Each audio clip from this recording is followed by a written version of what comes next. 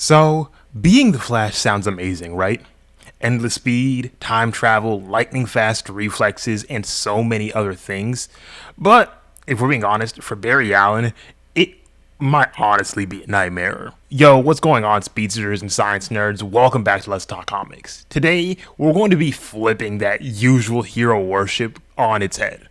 Because, yeah, as I just said, being the Flash would absolutely suck. And let me actively explain why I think that is.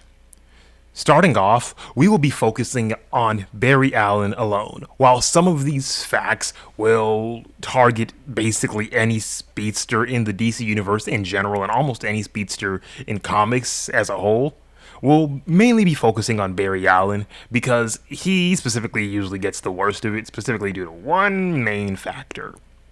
We'll be going through prime continuity, classic origin, forensic scientist struck by lightning, chemicals, yada yada yada. We know the origin.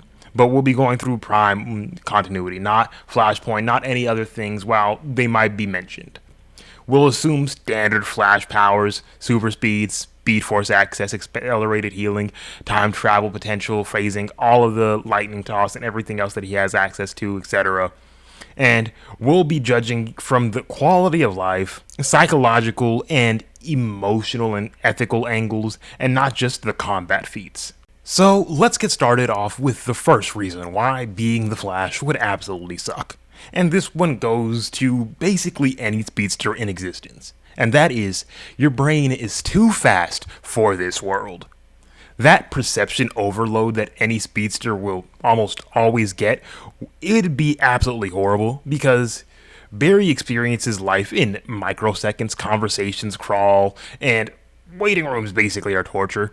A 5-minute conversation feels like a week, specifically on how your time perception is actively moving, and you don't really live with people, you idle around them. We've seen this in a good couple other speedsters and specifically a good couple other iterations. Just the fact that at any given point in time, when you can enter flash time and everyone else is basically moving at the exact same speed, basically just not moving at all, and time is basically frozen around you, everything feels horrible. Like the way that their brains move and how fast they think will be absolutely torturous on somebody's mind, and the fact that they have to live like that at almost all the times makes it so much worse for them specifically. Along with that lonely superiority, because it's isolating when everything feels slow, when everyone feels slow.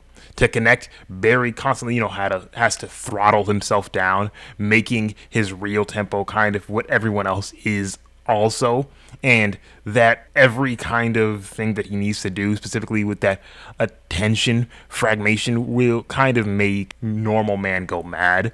Because with a million sensory inputs every second, mindfulness is a battle. He must run full mental filters 24/7 just to function, along with the fact that his brain is constantly acclimating and compensating for the speed that he's going at, having to think at very fast times so just doesn't crash into a building at Mach 7,000 or whatever. But that's just all the things that are going on with your physical body on the outside. Let's talk about what's going on the inside of your body, because that body build for being the Flash is absolutely diabolical. The metabolic tax that your body is basically requiring you to be a speedster is so insanely stupid that it's hilarious, because the amount of calories that Barry needs is truly absurd. Miss a meal and you risk microsleep tremors or a mild run. Because, one, we've seen in the Flash TV show what happens when Barry doesn't eat. His speed just basically says nope, and he will faint or just pass out due to not having enough calories and expending way too many calories. We know how many calories that he needs. It's basically, think what normal people are, times that by 100, and that's just basically him on a normal day. Basically, he always needs to eat, and that one will take a very huge tax on your wallet, especially due to the fact that according to the Flash TV show, you would need to eat about 10,000 calories per day, and as I said, according to the CW's Flash TV show, the comic version probably needs a lot more if we're being honest. So we'll put 10,000 calories as the bare minimum. And some of you might be wondering, why does he need to eat this many calories in a given day? But obviously, besides the fact that, how much and how fast and how much energy he's exerting just by running, we also have to deal with the micro injuries that he's going to be having. Because even with the Speed's force cushioning, pushing air near light speeds burns, chafes, and dehydrates, expressly, stressing the joints. Because just due to the fact that he heals fast, it doesn't mean that it hurts less and does less damage. So while he's still healing extremely fast, he needs the calories to be able to, maintain healing his body and being able to move. But yeah, let's talk about something else also. The fact that his job does get significantly harder just due to the fact of him being the Flash. And when we're specifically talking about Barry Allen, as a CSI, we all know that there is something called chain of custody, and Barry has to preserve that. And we've literally seen in, again, as I'm going to mention, just the CW Flash TV show, because it does have a lot of things explaining why his life isn't all that great. We see literal people, specifically like one of his bosses, talking about the fact that the Flash doesn't really leave a good chain of custody, because when you're, saving lives by all technicality, by taking a robber, like a bank robber, and just zooming him straight to the police precinct without telling anybody what he did, it kind of makes it hard to, keep chain of custody or even explain why somebody's in jail when they don't even know why, like the police officers don't even know why he's there in the first place. It makes a lot of things more difficult. And along with the fact of, using your super speed risks contamination, specifically with being a CSI and unportable methods or whatever, he knows he can't, do everything the way that usually is legally required, having every singular method plan jotted out and everything accounted for, because he technically is still a vigilante or hero in whatever sense. Because yeah, he can solve a case in seconds and figure everything else out, but doing that doesn't really make sense on anybody else's timeline, because him solving an entire case in less than like 5 seconds, and if that's being generous, will make it very obvious that he's not normal, because that bureaucracy is going to take months, if that, because, justice moves slow. Barry does not. Because, yeah, any slip, paperwork too fast, lab work too perfect, creates some kind of suspicion, and you're handcuffed to some kind of prison or whatever, just due to the fact that, yeah, we know that you're the Flash, we need to kind of figure and talk things out or whatever. And we've seen how that kind of plays out in a good couple ways, but hence why Barry is Barry and has specific ways to circumvent being caught. Specifically, he might be the Flash, but he's always late. But besides all of that, let's talk about the biggest reason why it would absolutely suck to be the Flash. And that is, your villains are designed to break you. And when I say villains, yes, I'm meaning like all of the rogues and all of the like other speedsters that he has to deal with, but we're mainly going to be talking about one, and that one's name is Eobard Thawne. Because the most infamous words in Flash history is, "It was me, Barry." And while obviously most of the time we get memed on about the fact that Reverse Flash has done so many heinous things to Barry, even when we're talking about the canonical timeline and everything that Thawne has done to Barry, it still does get wicked, because of the sheer fact that he's basically just a time-stalking abuser who can ruin Barry's life retroactively, and who has ruined Barry's life retroactively, because he is an enemy that basically just rewrites Barry's past out of spite, whether it's Barry having a friend and Thawne just removing that friend from the timeline, or Thawne strictly becoming evil and becoming the Reverse Flash just because Barry at a future point in time took a save that Thawne wanted to do and basically just stole his credit or stole his glory. So we just lead to the events that we see now. Thawne is just a hater. Probably the biggest hater in DC Comics, and I've seen people make the argument for Lex Luthor, specifically with the new Superman movie and 1A, 1A, 1A. But Thawne be hating on a different diabolical level that it is absolutely insane. Along with, Hunter Zolomon, he is a very different kind of breed of monster. He doesn't really need speed. He just breaks time around himself and always wins. So Barry's skill basically just gets invalidated right there. But yeah, those two speedsters, Barry's worst nightmare, and I could not bother being the Flash if I have to ever deal with Thawne in my general facility at all. Because if your name is Barry Allen and you have a Thawne coming after you, just say you're cooked because you're not doing much at all. He will find some way, no matter what, to ruin your life, and I don't want to deal with that today. But the main nice thing that I honestly have to say about his villains are the rogues are probably one of my favorite villain groups in general, because even the nice villains, and I say that specifically due to the fact that they have a very strict code, like Captain Cold, Mirror Master, Weather Wizard, Heatwave, and all the other villains that we have specifically in the rogues gallery, exploit Barry's empathy for, collateral fear. They plan for speed and trap the man, and they have all of these things, but they know better. Don't kill the Flash, because they don't want the Justice League up their necks. And don't kill people that he's close with. They don't want the Justice League on their necks, or they don't want him on their necks. They understand the method. They get in, take what they need, and go.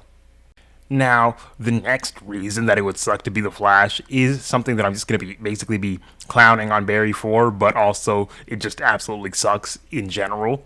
And that is the time travel debacle and dilemma that we always have, because, yeah, you're a speedster, you can time travel, you can do all of these great things, but with great speed comes the great temptation to fix everything until you break something else. Something that Barry is almost always consistently doing in some way. We all know Flashpoint, we all know Barry just kind of playing around with time accidentally and breaking the timeline. We have so many memes on it in general, but we know.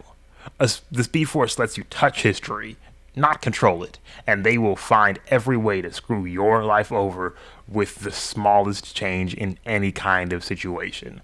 We know the Flashpoint fallout. Change one thing, like saving your mom, the one thing that you've wanted to do your entire life, and your friends become strangers, cities burn, or the bill lands on your soul. Like, we see exactly what happens. Flashpoint is an amazing storyline, yes, but that one small thing rippled and basically butterfly affected into changing a lot of things afterward. Specifically, if we're talking about the CW version, or if we're just talking about regular version in general. Flashpoint usually leads some kind of change to the timeline, and Barry's usually screwing up the timeline anyways. And that paradox anxiety is probably not going to be too good of a thing for you to deal with time travel anyways, because every rescue risks a butterfly effect. Did you erase someone's future and save another person's present? Maybe, but something is going to basically screw yourself over in every way when it comes to time travel, so don't do it. And especially due to the fact that you have the ability, it sucks that you definitely should not use it if you want to be somewhat in the right afterwards, and you don't want everything to basically just screw up with the timeline at any given point in time. And mind you, while I mentioned all of this was mostly just due to things that specifically require you being the Flash or having speedster abilities or just, something like that. We didn't even really dive into just the personal trauma that you have to be dealing with when your name is Barry Allen. And that's specifically, mother murdered, father framed, Barry's core wound in unresolved grief and whatever. Speed gives you access to the past, not closure, and not the ability to do anything about it, because you will screw everything up in general. So don't do it. I'm going to keep saying that just in case somebody ever actually gets super speed. Don't mess up the timeline. We've seen the consequences. But yeah, we see all these other things. The heroic survivor's guilt. Every day he outruns somebody else's worst day, and he catalogs and loses over in so many different ways, because that quiet moments are very loud in his life.